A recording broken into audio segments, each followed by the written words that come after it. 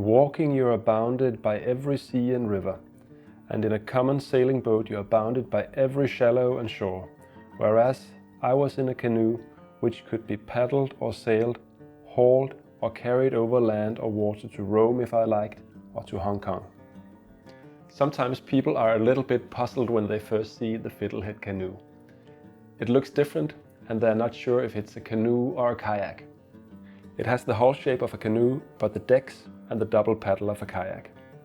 This type of boat is called a double paddle canoe, and it was made popular in the mid to late 1800s by the Scottish barrister John MacGregor. MacGregor had been to the Arctic and to Canada, and after that he developed a decked canoe inspired by the canoes and kayaks used by the natives of these areas. MacGregor, who was also known as Rob Roy, cruised extensively in these canoes and wrote a series of very popular books about the adventures. The Fiddlehead is a descendant of the Rob Roy canoe, with many of the same qualities but modified and improved in a number of ways. This boat combines so many good things. Technically it's a relatively easy build, which makes it a great first boat building project. It's also a very fun build. Actually, I think that this boat is the most fun build that I've done in my boat building career so far. It combines a lot of interesting techniques, and there are none of the long, monotonous periods of doing the same things over and over again that you often find in other builds.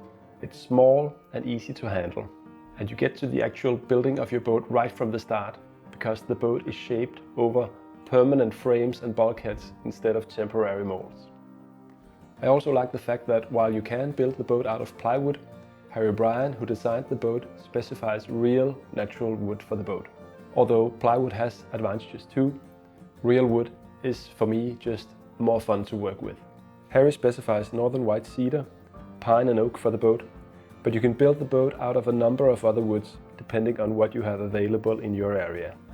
While the boat is built using traditional techniques, in some key areas it also uses modern glues and sealants.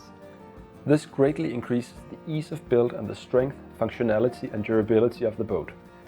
For example, the joints between the planks are caulked with a flexible sealant which ensures that the boat remains watertight even if your plank joints are not 100% perfect, and even if the wood swells up when the boat is in the water and shrinks when it dries out in the sun.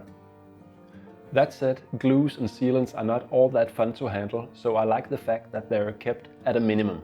In many other boat building techniques for beginners, like stitch and glue or strip planking, gluing up is more or less all that you do. With the Fiddlehead canoe, building is a lot of fun.